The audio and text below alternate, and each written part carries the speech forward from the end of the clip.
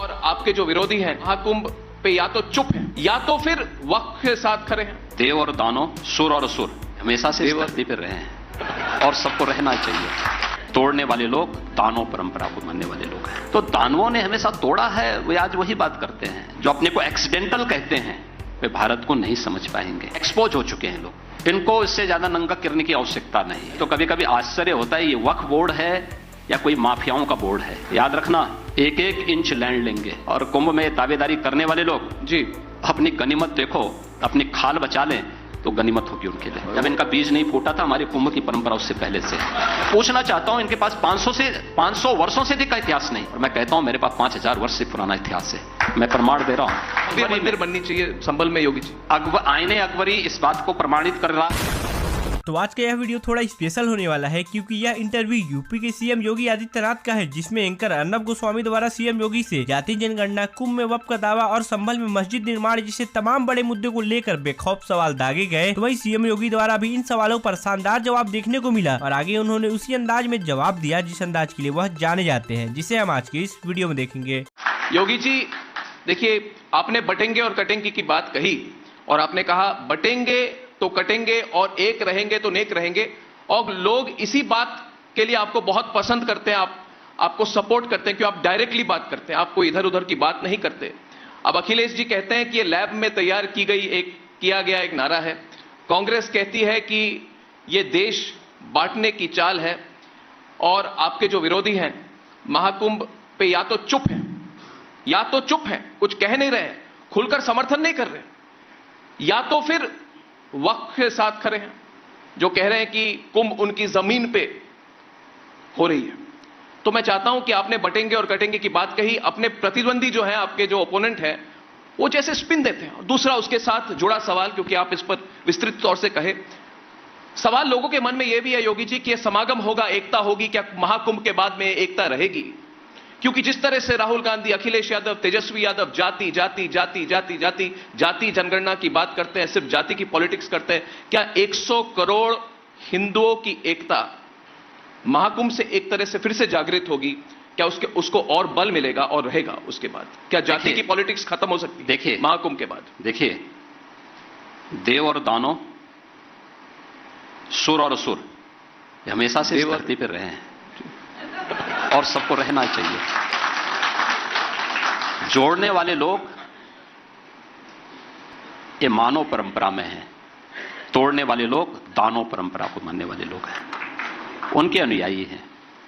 तो दानवों ने हमेशा तोड़ा है, वे आज वही बात करते हैं। जो लोग भारत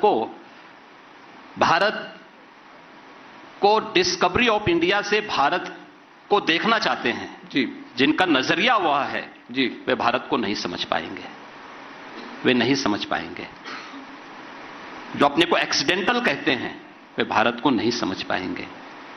भारत को वही समझ पाएगा जो भारत की इस आध्यात्मिक परंपरा को, जो राम की परंपरा है, कृष्ण की परंपरा है, भगवान शिव की परंपरा है, शक्ति की परंपरा है, इस परंपरा के प्रति श्रद्धावनत हो जी, वही भारत को जान पाएगा। एक और मुझे लगता है कि उसकी चिंता नहीं करनी है। देश की जनता जागरूक हो चुकी है, एक्सपोज हो चुके हैं लोग, इनको इससे ज्यादा नंगा करने की आवश्यकता नहीं है। क्योंकि हमें तो कभी कभी डर लगता है कि कहीं इससे ज्यादा इनको और एक्सपोज करें तो कहां ये मोती खाने लायक बचेंगे, कहीं नहीं बचेंगे। एक दूसरी स्थिति है, जहां तक आपने वक्फ की बात की है जी, मैं तो कभी कभी आश्चर्य होता है, ये वक्फ बोर्ड है या कोई माफियाओं का बोर्ड है, भू माफियाओं का बोर्ड बन गया है। अरे याद रखना, एक एक इंच लैंड लेंगे, एक और हमने उत्तर प्रदेश वक्फ अधिनियम में संशोधन किया है। पूरी 1369 फसली से लेकर के अब तक की एक एक राजस्व के अभिलेख की जांच करवा रहे हैं, और जिसको भी वक्फ के नाम पे कब्जा किया होगा उस एक एक इंच लैंड को लेकर के वापस करेंगे और गरीबों के मकान बनाएंगे, सार्वजनिक संस्थाएं, अस्पताल बनाएंगे, अच्छे शिक्षण संस्थान बनाएंगे। और कुंभ में दावेदारी करने वाले लोग जी अपनी गनीमत देखो, अपनी खाल बचा लें तो गनीमत होगी उनके लिए। वो कहते हैं, सवाल मेरा है, वो कहते हैं कि ये हमारी धार्मिक अधिकार, हमारा धार्मिक अधिकार, हमारी धार्मिक अधिकार हमसे कैसे खींची जा सकती? जब इनका बीज नहीं फूटा था, हमारी कुंभ की परंपरा उससे पहले से। आपको क्लोजली फॉलो करता हूं, आपने संभल की बात की, मैंने भी संभल में कई सारे रिपोर्टर भेजे थे।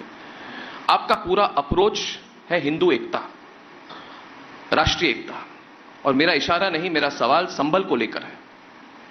और ये सवाल बहुत लोगों के मन में, योगी जी, सिर्फ मेरे मन में नहीं है, क्योंकि संभल में जो हुआ, विधानसभा चुनाव, जो उपचुनाव हुए थे, उसके एक दिन बाद हुआ।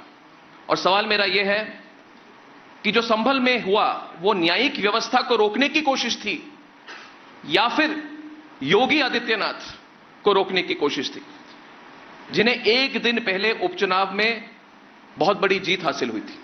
क्या न्यायिक व्यवस्था को रोकने की कोशिश थी योगी जी, या आपको रोकने की कोशिश थी? देखिए, क्या आपके पार्टी को रोकने की कोशिश थी? वहां पर सर्वे का आदेश भी संभल में माननीय न्यायालय ने दिया। बिल्कुल, केवल सर्वे होना था, बिल्कुल, कोई भी अन्य नहीं। और ऐसा नहीं कि 19 को सर्वे हुआ, 21 को सर्वे हुआ, 24 को सर्वे होने जा रहा था। 24 को जिस तरीके से वहां पर फिर शरारत की गई, जिस तरीके से माहौल खराब किया गया 24 नवंबर को, ये सबके सामने आया। संभल के बारे में सारी चीजें पहले से तय हैं। आज आप देख रहे होंगे कैसे एक एक करके वहां पर संभल का इस्लामीकरण हुआ, कैसे वहां पर पूरी तरह एक एक चिन्ह नष्ट किए गए। हिंदू विरासत से, सनातन धर्म की विरासत से जुड़े हुए स्थलों को कैसे नष्ट किया गया, तालाबंद कर दिया गया, कुएं पाट दिए गए, बावड़ियां पाट करके घर बना दिए गए, सब कुछ कर दिया, कंक्रीट लगा दी गई। और लगातार वहां दंगे होते थे, कोई सरकारें नहीं बोलती थी। 1947 से लेकर के 2017 के पहले तक 209 हिंदुओं की हत्या हुई। 1976 में 8 हिंदू निर्मम रूप से मारे गए और 1978 में 184 हिंदुओं की सामूहिक हत्या हुई। एक भी दरिंदे के खिलाफ कार्रवाई नहीं हुई, एक को भी कार्रवाई, एक के खिलाफ भी कार्रवाई नहीं हुई। और उसके बाद भी लोग शांति के पैगाम लेकर के घूमते हैं। यानी गरीबों के घर उजाड़ोगे, हिंदू बेटी और हिंदू बहनों की सुरक्षा में सेंध लगाओगे और तब भी शांति का पैगाम लेके घूम रहे हो। हिंदू व्यापारियों के प्रतिष्ठानों पे कब्जा करोगे, हिंदू धर्मस्थलों को नष्ट करोगे और तब भी शांति के पैगाम के दूत बनकर के घूमते हो। इस चेहरे को उजागर किया जाना चाहिए और सबके सामने चीजें आनी चाहिए। अगर कोई दरिंदा है तो उस दरिंदे को सार्वजनिक रूप से जनता के सामने खड़ा किया जाना चाहिए। यानी मैंने पुराणों की बात तो कही जी, ये तो आईने अकबरी हमने नहीं लिखी, ये अकबर के समय का ग्रंथ है, बाबर के खानदान का या उनका एक नया शासक था, उसने इस बात का उल्लेख किया कि 1526 में मीर बाकी, ये वही दरिंदा है जिसने अयोध्या में राम जन्मभूमि के मंदिर को अपवित्र किया था 1528 में।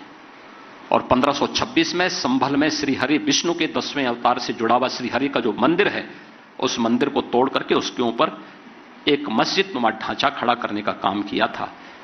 मैं पूछना चाहता हूं, इनके पास 500 वर्षों से अधिक का इतिहास नहीं, और मैं कहता हूं मेरे पास 5000 वर्ष से पुराना इतिहास है। मैं प्रमाण दे रहा हूं। प्रमाणों की चर्चा होती है तो क्या इस पर चर्चा करेंगे? नहीं कर सकते।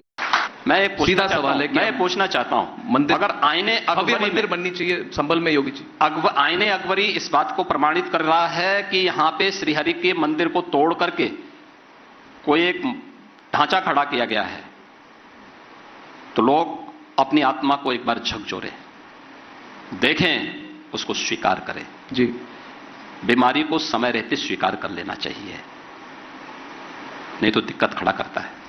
ये आपने बहुत बड़ी बात कही, इशारा नहीं, बहुत डायरेक्टली बात कही। यही बहुत अच्छा लगता है आपको, जो सीधे तरह से आप बात करते हैं। योगी जी, आपको इंटरव्यू करने का मौका ज्यादा मिलता नहीं है, आप आजकल लो प्रोफाइल हो गए हैं, आप हमसे बात नहीं करते, मगर जब मौका मिलता है तो एक तो मुझे अच्छा लगता है, तो बिल्कुल जो आपकी तीर है और आपकी टारगेट है बिल्कुल क्लियर है, और उसके लिए धन्यवाद कि आपने संभल पे इतनी विस्तृत तौर से बात की।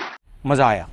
खैर, इधर सीएम योगी अपने इसी तेज तर्रार अंदाज के लिए जाने जाते हैं और अपनी बातों को कुछ इसी प्रकार से स्पष्टता से रखते हैं। तो उधर आंध्र प्रदेश के सीएम चंद्रबाबू नायडू पीएम मोदी की जमकर तारीफ करते देखे गए, जिसका वीडियो सोशल मीडिया पर काफी तेजी से वायरल हो रहा है, जिसमें पीएम मोदी मुस्कुराते हुए हाथ जोड़ते देखे गए। Right time, right prime minister for India, that is you, that is the biggest advantage for India. brand of India is very strong wherever you go. Narendra Modi ji is standing very tall compared to all global leaders.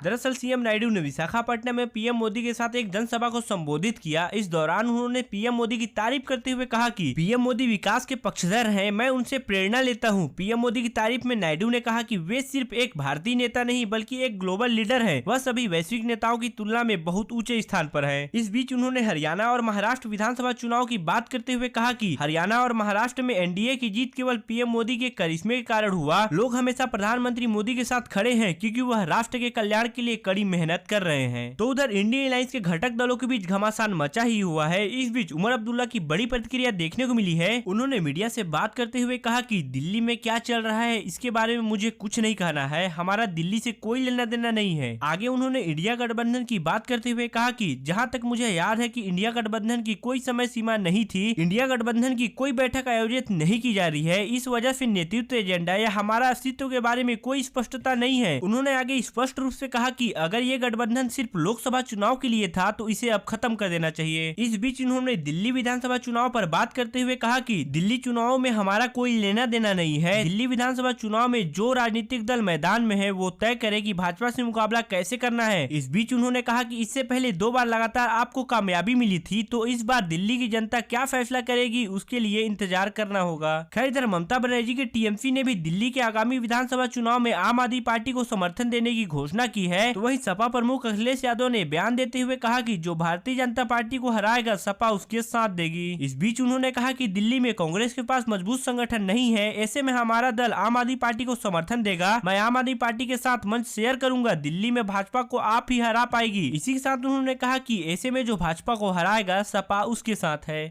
ऐसे videos के लिए और हमारे साथ जुड़े रहने के लिए चैनल को सब्सक्राइब जरूर कीजिएगा।